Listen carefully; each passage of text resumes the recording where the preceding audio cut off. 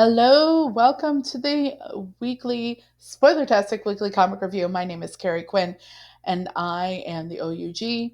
I am the officially unofficial geek, and this is the Spoilertastic weekly comic review where I have read comics and I'm going to tell you what I think of them. And as always, we're going to do this in no particular order, and I'm going to let you know though when I hit my top three comics of the week. A little bit different setup. I'm gonna you'll get into it. You'll know when you know. Okay, so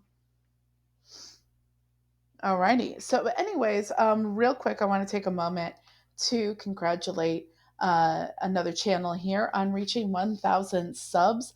Um, I want to congratulate TM Nerdy here on YouTube and Instagram, the comic community, for reaching 1,000 subs recently. Congratulations.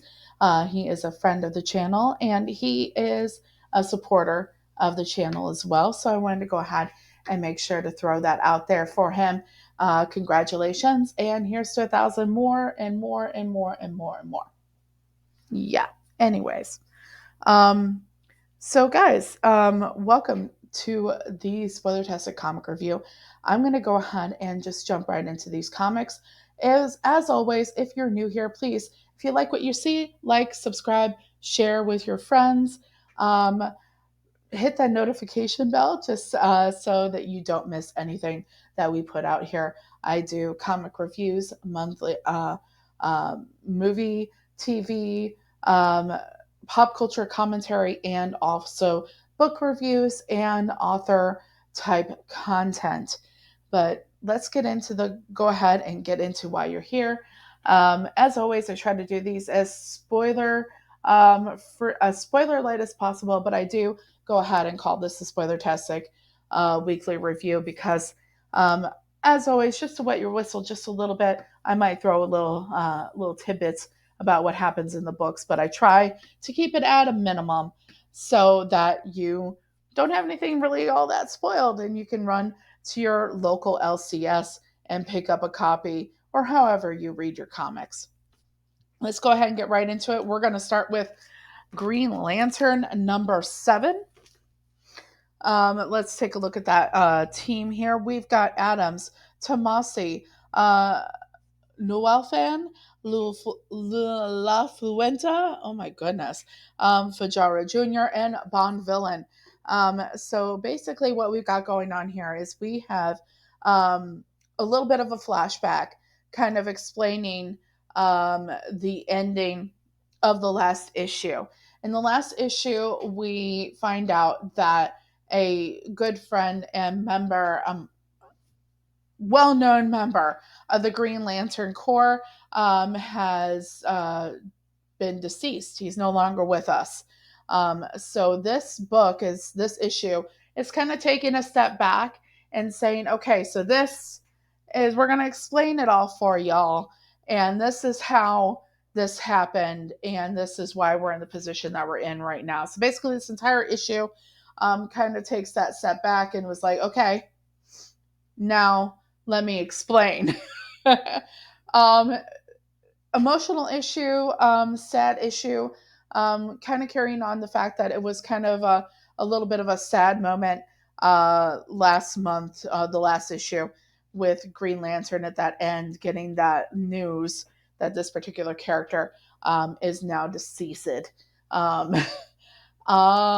so I enjoyed the taking pretty much the entire issue, kind of really laying out that story and giving it enough room to breathe. The art is lovely as always. This is pretty solid art, nothing really extraordinary, but also nothing that there's really any issues with. I'm liking the art. It's been really solid the entire run of this Green Lantern. I've been really enjoying this more than actually I thought that I would enjoy a Green Lantern book. So, all in all, not a bad issue at all. But if you're a crier like me please have tissues available. Okay. I'm going to tell you that right up front. Have the tissues available so that you're ready in case, a little bit of the waterworks come out of your eyes. Next book that we're going to talk about, moving right along, is Blade, number 7. This kind of, if you've been following the Blade series as it is right now, this takes a little bit of not a U-turn, but it's like, so if there's a fork in the road and Blade has been, running around this, course, right? With the story as it is. And now he knows that he has to get rid of this Adana being, because the Adana being is making it possible to have a lot of different monsters showing up everywhere. He knows he has to go and get rid of the Adana. But here's the thing, he also is contacted by Bruce Banner. Bruce Banner, this is kind of a little bit of a side quest, so to speak, for Blade. Because in the Incredible Hulk run written by Philip Kennedy Johnson, you have a little bit of a situation where the Hulk is encountering a lot of nasty monsters that have a little bit of a mythology behind them, kind of similar to the situation that's going on with Blade in his series with the Adana. Um, so obviously they do kind of connect a little bit. Let me get you that the team here on the book is Hill, Pinty, and Diaz. I want to make sure I got that out there before I moved on here. So if Blade has been going down the road and then there's a fork in the road, going down the one side meant he would stay directly on his path. Going down the other end meant he was going to answer the call from Bruce Banner. Well, for this issue, he took the side quest and he answered the call for Bruce Banner. Got a little bit of information from what the Hulk and Bruce Banner have been experiencing in their own storyline, which, if you have not been reading the Philip Kennedy Johnson run of The Incredible Hulk, I cannot recommend that enough. I wasn't even going to read it.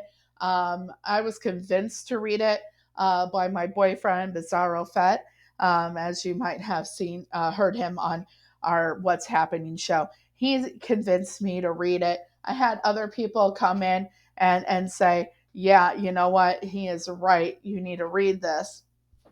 So I was like, okay. I will read it. And I ended up loving it. So just goes to show, be open to recommendations from the comic community, because at large, sometimes you get some bangers. And The Incredible Hulk by Philip Kennedy Johnson, Nick Klein on a lot of that art for most of the run. There's been some deviations on the art here and there, but Nick Klein on that art, pretty awesome. But anyways, what we have here, we have that deviation, we have that side quest. I know a lot of people want to call these issues fillers, but here's the thing, it did have to do with the storyline, even in the slightest bit. It did, because there is a perspective that Bruce Banner and the Incredible Hulk have on what's happening that actually, Blade gets to experience and gets to see. And also, Blade's got these new special abilities that he's cultivated from his work in the previous issue with Dracula. So, gets to try those out a little bit. They are pretty nifty, and they actually help him in that situation. So, kudos to that. Not a filler issue, but a side quest. We're going to talk next about Image Comic Midlife, or How to Hero at 50, number 4, by Bichelotto, Simone, and Osmain Elaho. I always pronounce these names wrong, and I am so sorry. So sorry if I am getting them wrong. Midlife from Image, number 4. The Midlife series has been pretty solid throughout. Obviously, this is not a run-of-the-mill kind of hero story where you have this character He has tried to do and be a part of facets of society that and institutions in society that are meant to help people. Carrying on traditions started with his family, from his father, more specifically being a part of that local fire department. But he was never one of the people that was primarily running into the flames of burning buildings. He was more of a administrative role. But something happens to him and he ends up getting these powers where he's invulnerable as a person, and his flesh to fire. Yeah.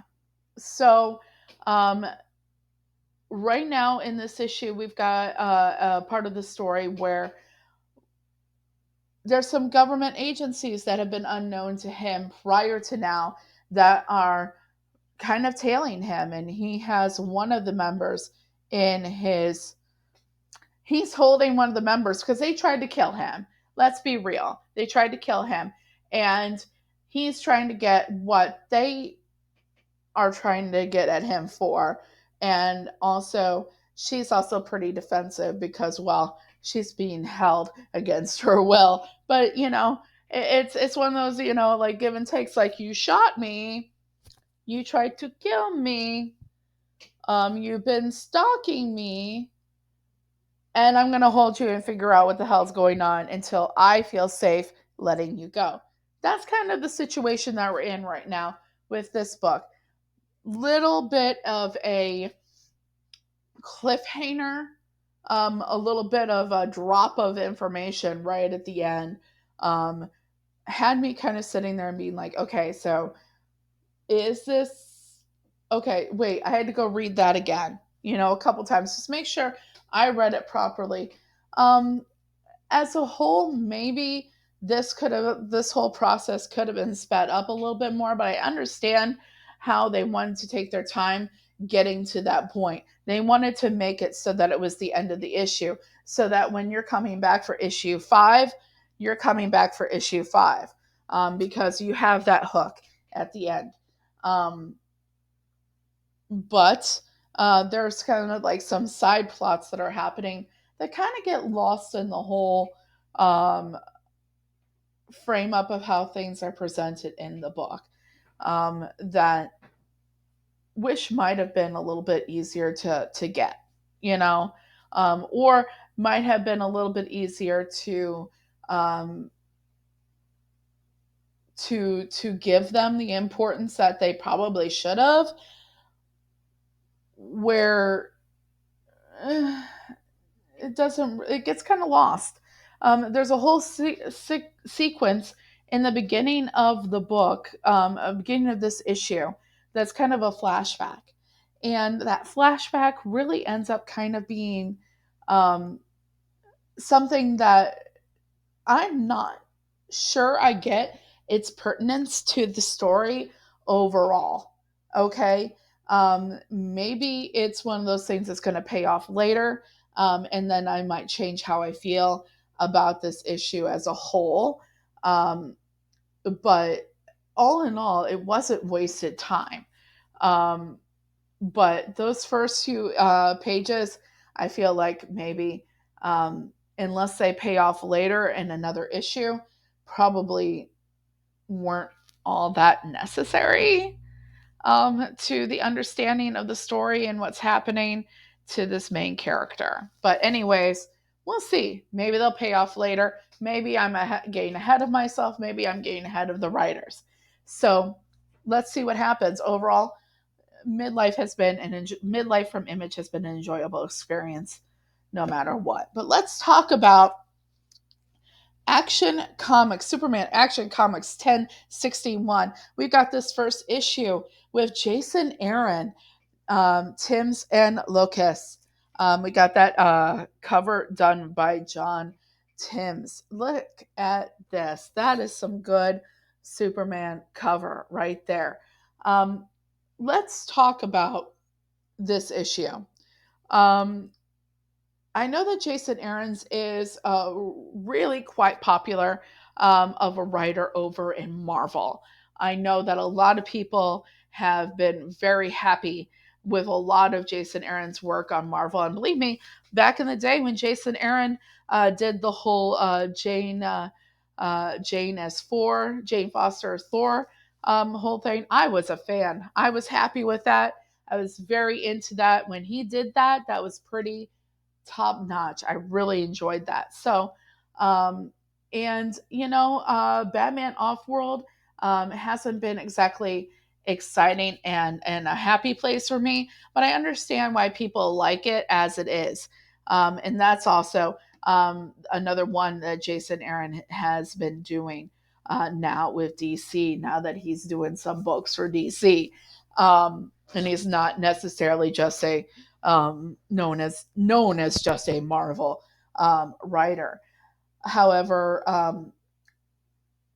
I'm going to give this a little bit more time to breathe. I'm going to give this another issue of this run, and from what I can tell, from previews and upcoming synopsises of the stories, we're not looking at this arc to be that momentous or anything that's going to be too much of a situation that it's going to monopolize a lot of issues of Action Comics. So, um, if you, like me, were kind of like lukewarm about the storyline here, um, rest assured that either it's going to be done soon or it's going to morph into something else to give it a little bit more room to breathe. Don't necessarily give up on Action Comics as it is right now if you were not enjoying the Bizarro storyline. I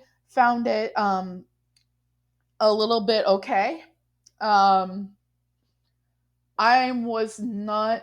I don't know really how to talk about how I'm feeling about it, except for the idea that um, it feels like the whole bizarre happening, the bizarre thing happening with everything turning into Bizarro World and Metropolis is something that feels like it might be a little bit tropey. But the problem is when and I stand by this. I look for tropes, and I look at tropes as not necessarily something that I've mentioned this before in previous reviews for other books and other things. I don't necessarily see tropes as a bad thing. What I look for is kind of the twist on tropes that happen as a whole. There's a possibility that Jason Aaron is onto something with the trope being involving Bizarro getting a hold of magical powers.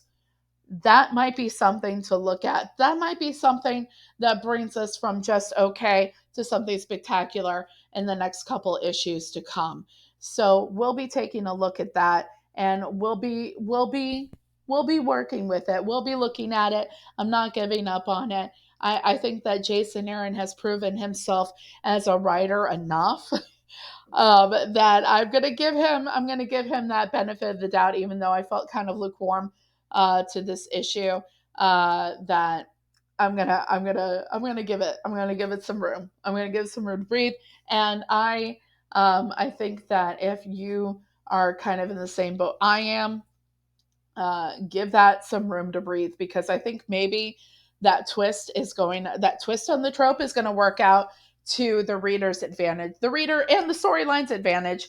And just a quick note on the art: the art is just your really great, standard, clean, chiseled jawline Superman that you expect to see. So thank you very much for that. That's pretty awesome. I very much enjoyed that. The next book that we're going to talk about is from DC Comics again. We've got Wesley Dodds' The Sandman #4. Um, I'm going to say it once, and let's talk about the creative team here: Vendetti, Rosmo, and Placentica. We've got some really, I've said it before, I'm going to say it again, and I will probably say it another time after that.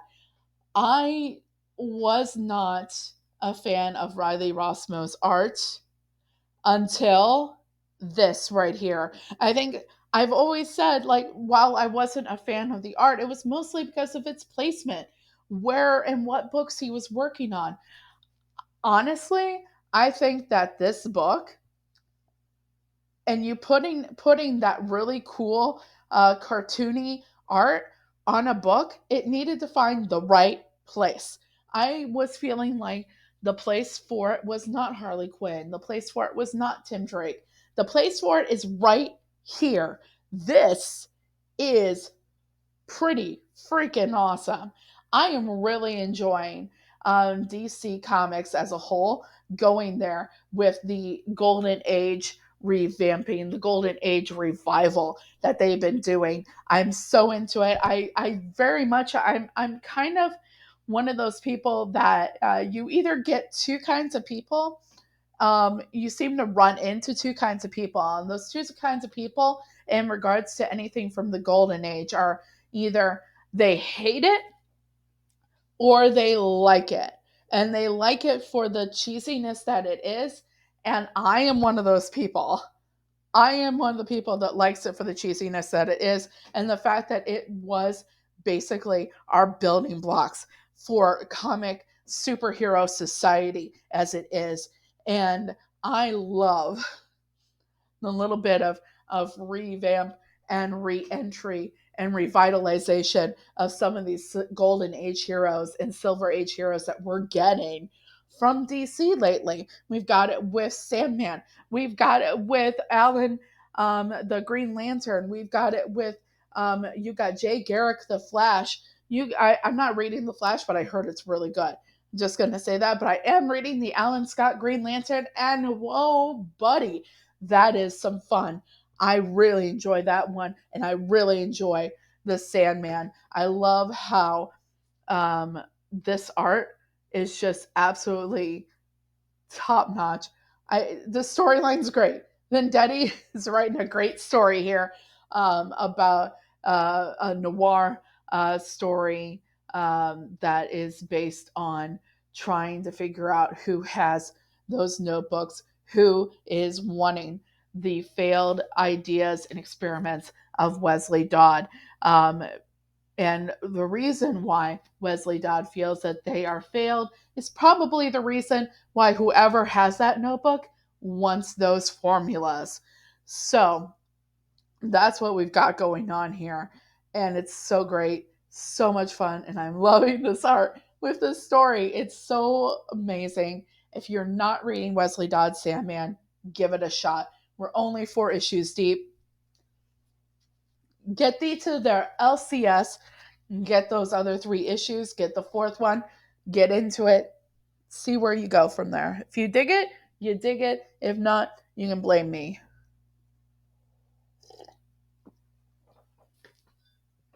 Let's jump on that DC train one more time. We're going to talk about Batman and Robin number 5. Guys, woo, hold up. Woo. What's the team here? We've got Williamson, and we've got, I hate it when I can't pronounce names. And I try really hard to pronounce names. And I know that there's times I'm getting them completely wrong, and I'm so sorry, but I'm going to give this a shot. I feel it's better to give them a shot so that they are getting their dues. But we've got Williamson, Zimajesi, and Locas. And we've got the cover by the regular artist, which is Simone DeMio. I love the Simone DeMio type art, and I love it usually on the interior. But what we have here is a very similar artistic style to the Simone DeMio art. So you're not taking too much out of the story from the change in artistry.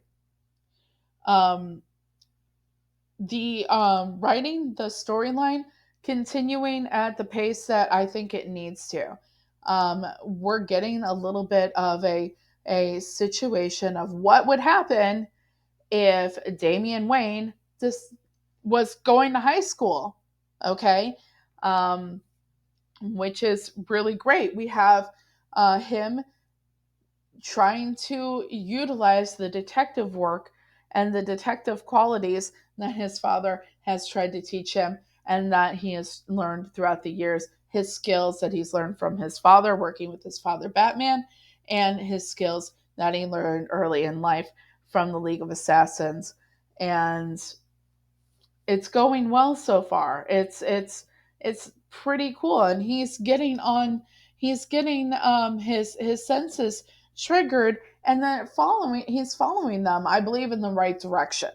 Um, and it feels like you're going on this quest and you're seeing everything unfold for what Robin Damien is trying to do, and it's working out so far, and you get a twist ending that you will not be expecting if you haven't read Batman and Robin number 5 yet.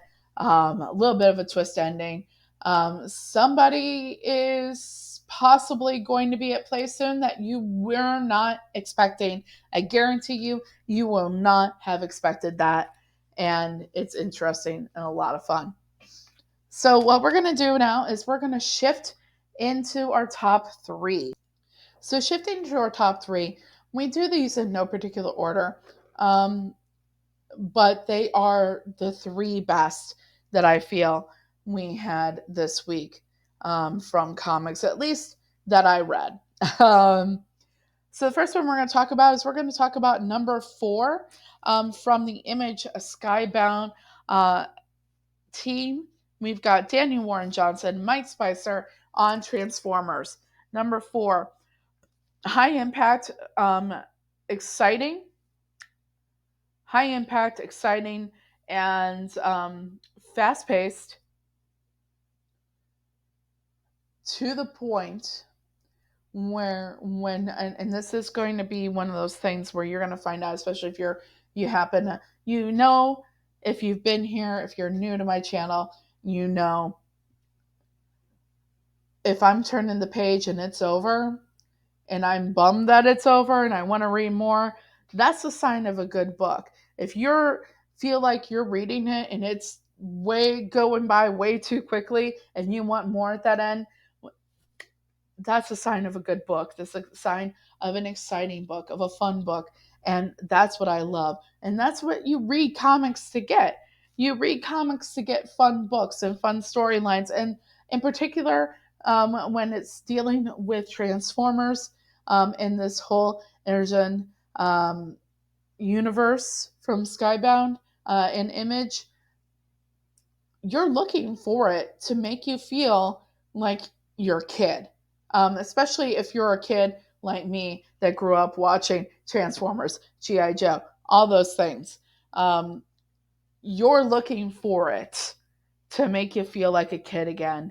And let me tell you, this is making me feel like a kid again. So much fun and some great cliffhanger action. Every issue, something new gets introduced, and you're like, woohoo! And definitely this issue was no different. Um, keep it going, guys. Next one that we're going to talk about is we're going to talk about from Massive, a debut issue. Sean Gordon Murphy, Simon Coe, Zorro, Man of the Dead. This is the highly anticipated. I'm going to say highly anticipated. Especially it's highly anticipated if you happen to be following the career of Sean Gordon Murphy in any way. This is a labor of love. He did and went through all of the hoops and everything to get this thing going. Excuse me.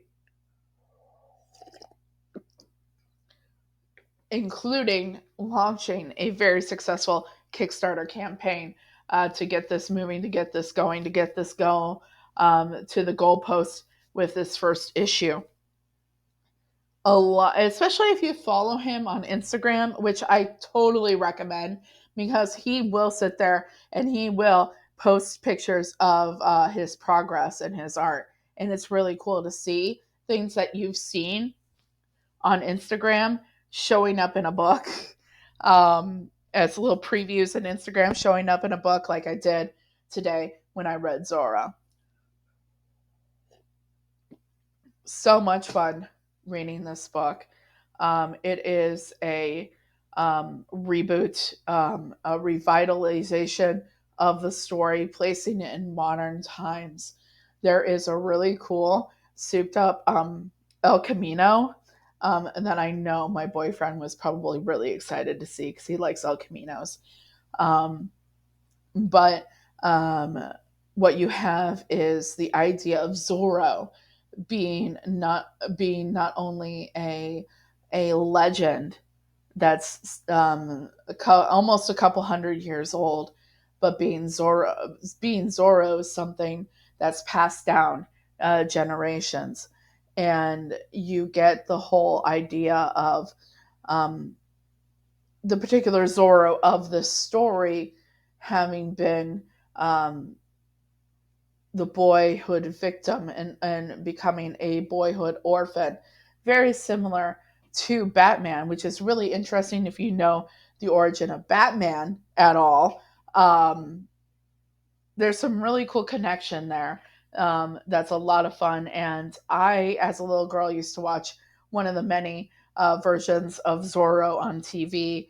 And so when I saw that Zorro was going to be written by Sean Gordon Murphy, I was very excited to see this process and see this result here in taking the idea that Zorro is not necessarily just one person, but it is uh, a persona that is passed down through the generations, and somebody new gets trained as Zorro and then becomes Zorro. And there's a little bit of an interesting twist that the person that ends up becoming Zorro at the end may not have all of his mental facilities. Um, the spark plugs probably need to be like all of his mental facilities might not be firing on all cylinders. Okay, because as always, we have a situation where quite possibly nobody really got anyone the help they needed following a horrible tragedy. Or he rejected the help. I don't know. We'll probably find out. But it is sometimes you just like coming home to a wonderful story. And that's the story of Zorro. It's classic, it's fun, and read it. Okay, so we got one last book to talk about, and I want to actually talk about this book because I feel um, I've been really enjoying what Vault has been providing lately. I fell in love with Barbaric, y'all, and I've been really interested at the idea that Vault has released a couple different books free. The number one has been released free to the community and has been offered to comic book shops to offer to people free. Um, and this next book that we're going to talk about, we had this was one of those books where the number one was issued and supplied to LCSs in the comic book community as a free issue. Kind of like, we're not just going to give you some little dinky preview in a, some kind of like, previews or catalog. We're going to give you the entire first issue free. Please note that a lot of people feel that there's this whole idea of you get what you pay for kind of thing. And if something is free, they must feel like it's not quality. Um, Nothing could be further from the truth when it comes to this book, Unnatural Unnatural Order. And the team on this is Yost Rodriguez, Kelly, and Ann World on that lettering. I don't even have to look. Ann World design on that lettering And World Design does a lot of freaking lettering, so I'm gonna assume the lettering is done by And World Design without even cracking that open. Um, so this was one of those books where the number one was issued as a free book. Um, Another one that did that recently was I think it's called Beyond Real or something like that. Um, and I think a lot of people were like, I don't want a free book. Why is it free? Why is it free? Don't question it. I'm going to tell you something right now. I have a theater degree. I went to college. I graduated. I have that degree. I rarely use my theater degree except for in any of my creative work, even ever so slightly.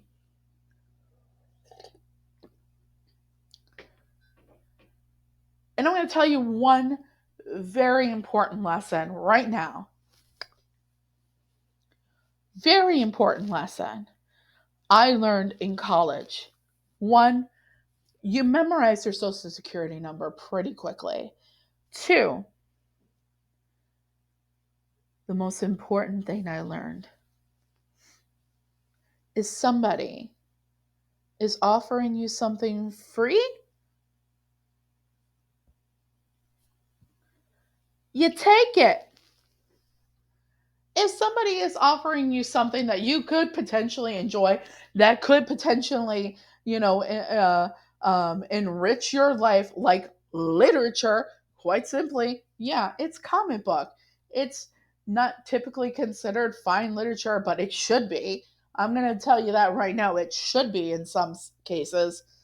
Um, if somebody is offering you something that could enrich your life, such as literature, and they're offering it to you free, take it. Take it. Free food, take it. Free literature, take it. Free most things, take it. There are circumstances when somebody could be offering you something free and maybe you don't want to take it. I'll give you that. Like if somebody is offering you free piss or shit. You don't want to take the free piss and shit. I mean, you might want to take the free shit if you happen to be, I'm so animated, it got knocked over. You might want to take the free shit, possibly, if you're a farmer and you need manure for like fields or some shit like that. Quite literally. That might be the only time that you might be willing to accept free shit. But under most circumstances, you're probably not going on a free shit.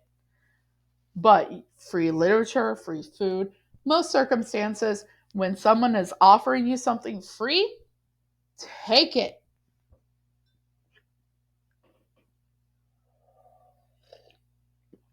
One of the most important lessons I learned as part of my college education is somebody is offering you something free, take it. Take it.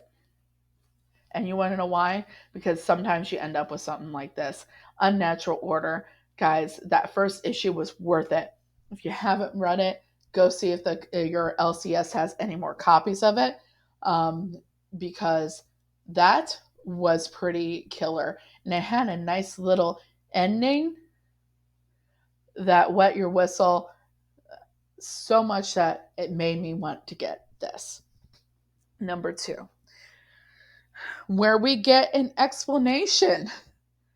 Most of the issue, probably a good portion of the issue, if it wasn't half, it was at least half, possibly more of the issue, is a good old fashioned explanation about what we just saw at the end of the first issue, which was a world that very much looks like Roman era type of, like Roman Empire type of era world, ran by this guy that is known as the Druid, and his name is Yodik.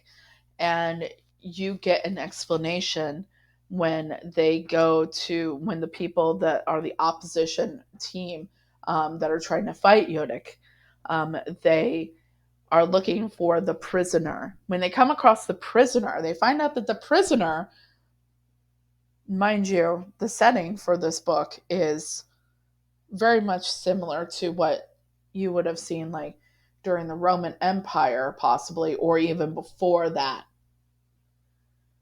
in the Saxon areas of Europe. Um, they encounter a man wearing modern army or military fatigues.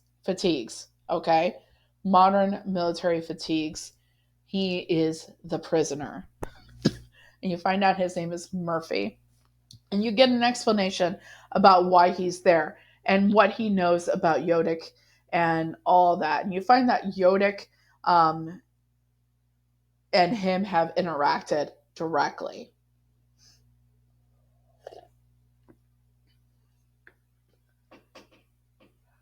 It's so good. That explanation is so good and it's so well thought out. And what you get is the idea that either they've been thrust back in time or the actions of Yodick and Murphy, which is the prisoner that's in modern military fatigues, has either thrust everyone back in time or has created a uh, kind of a big bang divergence of the world. So like everything went all dystopian, like big time, right? Kind of fuzzy on exactly whether that we don't really have a direct answer on exactly how everything went down and exactly where they are, if they're basically in a new modern world or if they're back in the past. And I don't care. I'm very into this because I want to know, and I don't mind that they're taking their time telling me because this is so much fun reading this. Guys, this is so much. This was good. This is real good. And I love getting that backstory on Murphy and finding out how it attaches to the druid and all those monsters that are running around now in the storyline as it is. Um, yeah, I don't really have anything bad to say about it. No, but I don't. Seriously, if something is offered and it's free, take it. Anyways, guys, that's about it for this installment of the Spoilertastic Weekly Comic Review. Thank you so much for joining us. And check out all of our other content here on the channel. If you have not liked or subscribed to us yet, please do so. Like this video. Please subscribe, comment, let me know what you thought of this week's comics. And maybe you have a recommendation for me. Please do so in the comments. Thank you so much for being with us this week. And until next time, keep your eyes and ears open. If you see something, say something. Remember, the complacent never make a difference. So in 2024, make a difference. Get out there, do something, try to make the world a better place, and see what happens. But until next time, thank you. I'll be seeing ya. Bye.